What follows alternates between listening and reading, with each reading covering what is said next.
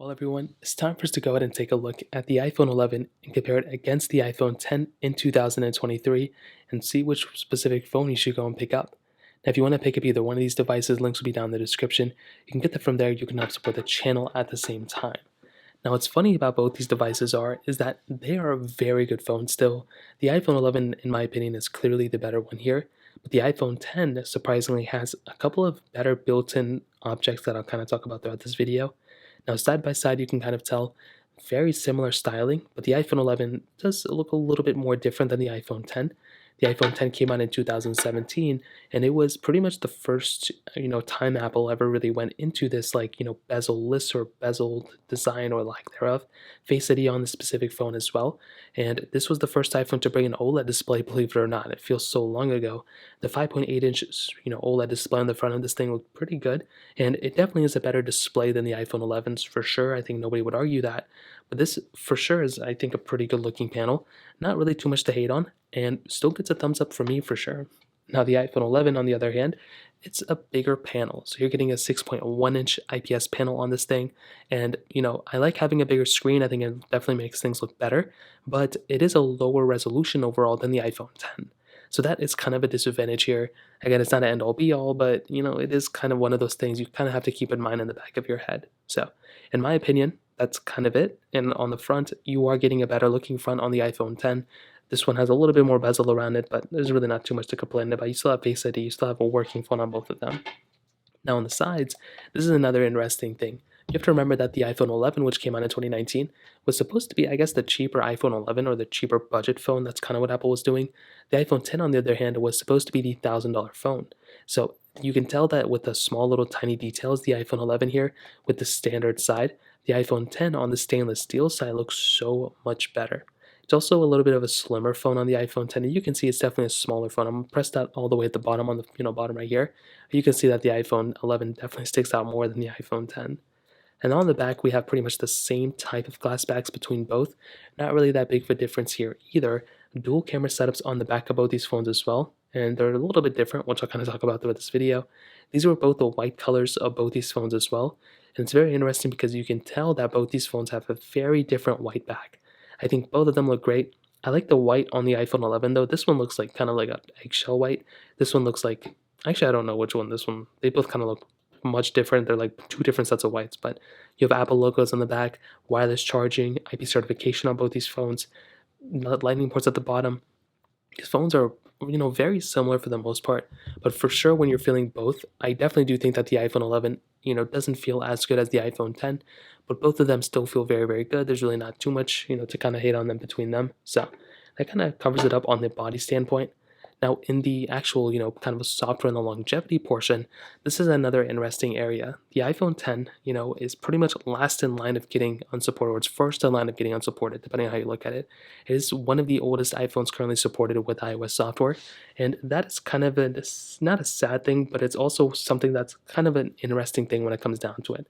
So when it comes down to this specific phone, I do think Apple could have done a little bit of not a better job with the iPhone 11, but I feel like they could do a better job with the iPhone 10 in terms of software. I feel like this phone could last a very, very long amount of time, and that is pretty much the main thing.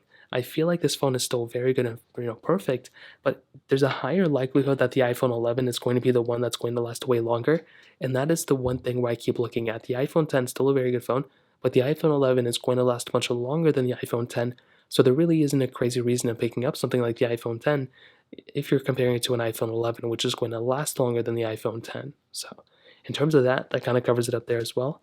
Now let's go and do a speed comparison between them. The iPhone 11 has that Apple A13 bionic chip inside of it with 4 gigabytes of RAM, where the iPhone 10 is that Apple has that Apple A11 bionic chip inside of it with 3 gigabytes of RAM. So let's go and see which one's the faster one between both. Okay, there we go. All the apps are cleared out. The iPhone 10 is here, iPhone 11 is here. So let us get into it. Phone calls 3, 2, 1. Okay, both are kind of the same. Music 3, 2, 1.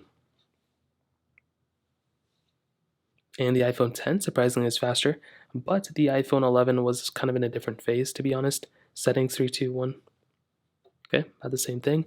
Clock 3, 2, 1. iPhone 10 actually noticeably slower there than the iPhone 11. App Store 3, 2, 1. And the iPhone 11 is the faster one here. Both have 60 hertz panels, but scrolling through, not really a big massive difference. Both are very smooth for the most part, and even scrolling up, both are very, very good as well. Hopping out of this one, let's go into photos, 3, 2, 1. Okay, about the same thing. Camera, 3, 2, 1. iPhone 11 is faster. Let's go and take a photo. Actually, both kind of open it up about the same time. iPhone 11 was faster there. Let's go and scroll out of both of these. Let's get into some of these third-party applications. Let's do Facebook, 3, 2, 1. Okay, looks like the iPhone 10. I think there was an issue with the iPhone 10 with Facebook for some reason. Stack, 3, 2, 1. And both are fast. I think the iPhone 11 was faster.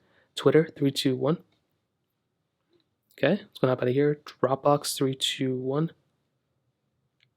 And I think the iPhone 11 was faster there. Let's do Snake versus Blocks, 3, 2, 1. And I butchered that one completely, but I would be curious to see if the iPhone 11 still loaded up faster. And no, but it was slightly close, and I think the iPhone 11 would have probably gotten into it a little bit faster than the iPhone 10. Getting into some gameplay, I don't think there's going to be much of a difference here. Hopping out of here, let's go Netflix, 3, 2, 1. And the iPhone 11 does a great job at loading and opening up these applications in a fairly fast manner. So you do have to give that one a lot of credit. And honestly, I will definitely tell you when it just came down to those few applications, the iPhone 11 I think is definitely the faster one. I think this is the faster phone for sure, and I've kind of known that for many years now, to be honest. But if you want another reason why this one is a faster device, yeah, I guess here it is. So in terms of that, that kind of covers it up there. Now, in the camera department, as I've kind of talked about for many years now, this is not the first comparison, as you can probably tell between these two devices I've done. The iPhone 11 and the 10 both have dual camera setups. Now, with the iPhone 10, you are getting a wide and a telephoto lens. The iPhone 11, it's a wide and ultra wide camera. Both can do 4K on the back, but the iPhone 11 can do 4K at 60 on the front, where the iPhone 10 cannot do that. So, and that is probably the main disadvantage with the iPhone 10 camera, is the lack of resolutions, but also the lack of that ultra wide camera. Although it has that telephoto lens, I actually do prefer a ultra wide camera over that telephoto lens when it comes down to it. Now you still have 10x zoom here, which is nice. That is a lot of zoom to have on a camera. You can still take nice photos and videos, but this is kind of a dated camera when it comes down to it. Photos look grayed out.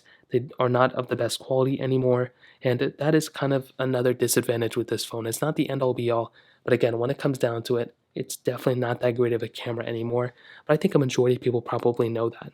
With the iPhone 11, this isn't the best camera either, but it is a far better camera than the iPhone 10, I would assume so. With that newer chipset, you're getting better processing and everything, which is nice. You're also getting that ultra-wide camera, so 0.5x zoom, so you can zoom out a lot more onto a photo, which is nice. You can zoom in 5x, so you're not able to zoom in as much as the iPhone 10, but it's still a very nice camera when it comes down to it. So to kind of sum up this entire video, what I'll tell you is, I think the iPhone 11 is probably the phone I would recommend a majority of people to buy. I think this is the phone that has probably more features and everything. It's weird because the iPhone 10 is more of a flagship, but the iPhone 11 is more of the one that I would recommend more people to buy. I think with the iPhone 10, this is still a solid phone for sure, but it's going to be quickly discontinued, and that's the main issue that I'm kind of having with this device when it comes down to it. So in terms of that, that kind of covers it up. If you have any other thoughts or questions, let me know in the comment section below. Hit the like button, that would mean so much, but definitely hit that subscribe button. More importantly than everything else, I love every single one of you guys. Hopefully I'll catch you guys in the next video. Peace out till then.